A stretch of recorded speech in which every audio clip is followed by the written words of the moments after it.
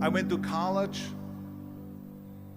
I went and worked out 5 hours a day, and I was working on construction, because in those days in bodybuilding there was no money. I didn't have the money for food supplements or anything, so I had to go to work. So I worked on construction. I went to college. I worked out in the gym, and at night from 8 o'clock at night to 12 midnight I went to acting class 4 times a week. So I did all of that. There was not one single minute that I wasted. And this is why I'm standing here today. With the age of 20, I went to London and I won the Mr. Universe contest as the youngest Mr. Universe ever. And it was because I had a goal. You see, if you don't have a vision of where you go, and if you don't have a goal where you go, you drift around and you never end up anywhere. 74% hate their job in America. The majority of people don't like what they're doing because they're really not doing it because they didn't have a goal and they followed this goal. They just aimlessly drift around, and then all of a sudden there's a job opening, so they get that job because you have to work. But then when you work, it's a chore. It's work. It's not fun. So if you think about, only a quarter of the people really enjoy what they're doing in life.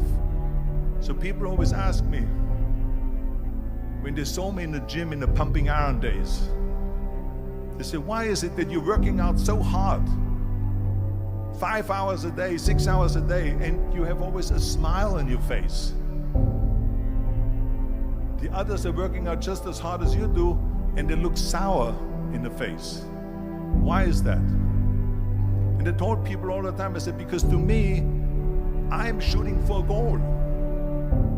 In front of me is the Mr. Universe title.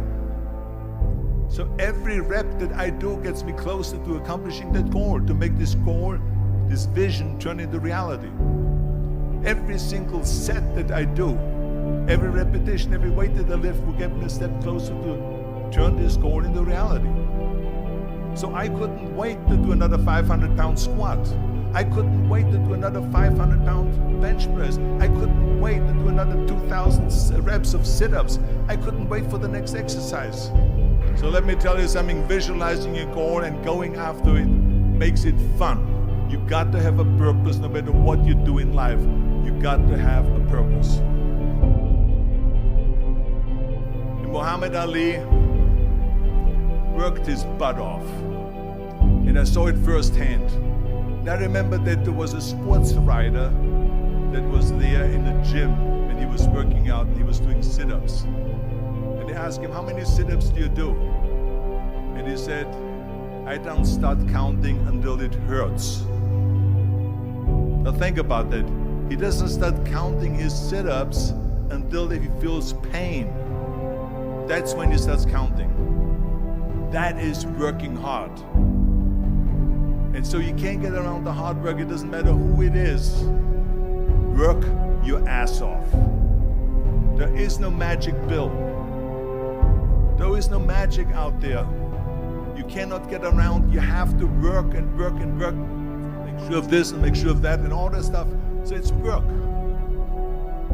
And it drives me crazy when people say that they don't have enough time to go to the gym for 45 minutes a day and work out. Or to do something for 45 minutes to an hour a day to improve.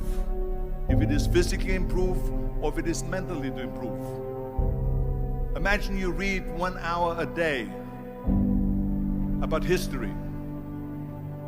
How much you will learn after 365 hours in 1 year. Think about if you study about the history of musicians, of composers, how much you would know. Imagine if you would work on a business, on some business that you want to develop every day for an hour. Imagine how further along you will go and get. So it drives me nuts because when people say we don't have the time, we have 24 hours a day. We sleep 6 hours a day. So that gives you still 18 hours. So there's someone shaking their head out here in front. They say probably, I don't sleep 6 hours, I sleep 8 hours, right? Or just sleep faster. So we have 18 hours a day. The average person works around 8 to 10 hours. So let's assume it's 10 hours, so we have 8 hours left. Then you travel around an hour a day, maybe 2 hours a day. So now you have still 6 hours left. So what do you do with these 6 hours? What do you do with these 6 hours? Then we eat a little bit, then we schmooze a little bit, talk a little bit to people and all that stuff. But you can see how much time there is available if you organize your day. So you got to work hard. I hate plan B. And I tell you why. Because we have so many doubters, as I've said earlier, the no-sayers. We have so many of those people that say no and you can't do it, that's impossible. That is okay because we just turn off, as I said earlier, and we listen and we hear the no being a yes. You can't do it, you can do it, and all of that. So that is possible to do that amongst all the negative people around you. But when you start doubting yourself, that's very dangerous. Because now what you're basically saying is that if my plan doesn't work, I have a fallback plan, I have a plan B. And that means that you start thinking about plan B, and every thought that you put into plan B, you're taking away now that thought and that energy from plan A.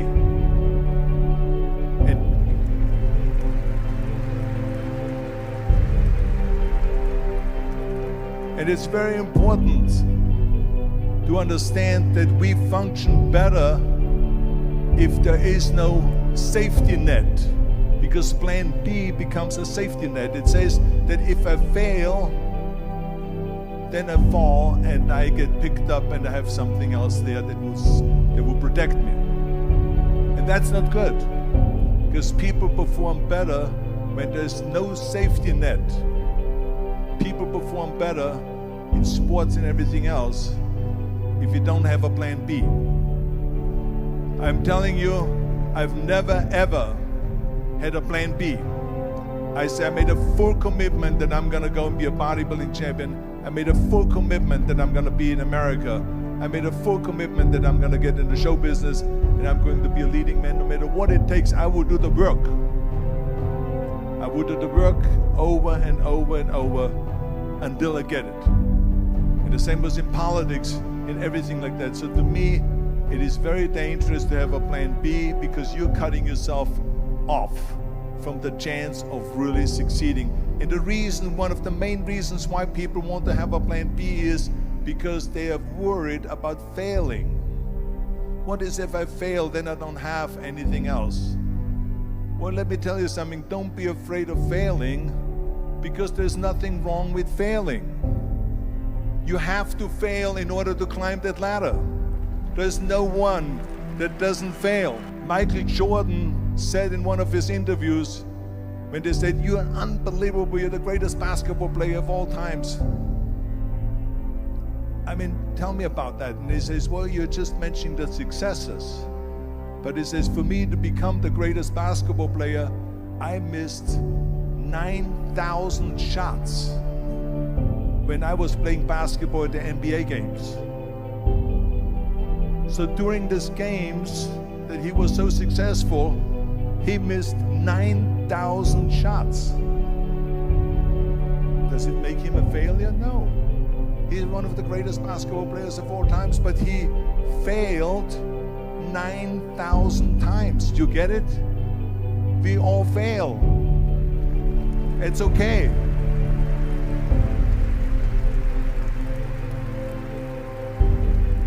What is not okay is that when you fail, you stay down.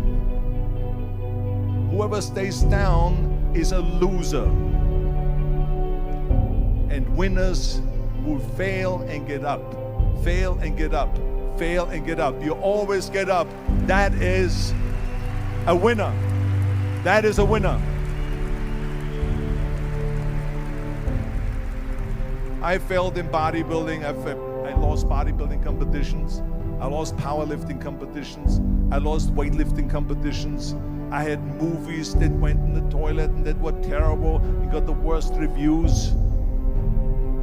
And in politics, I remember I had many of the initiatives on the ballot and we lost. My approval rating in California went down to 28%. And then it went back up again and I won again the governorship. Hey, we all lose. We all have losses. This is okay. And this is why I say don't be worried about losing, because when you're afraid of losing, then you get frozen.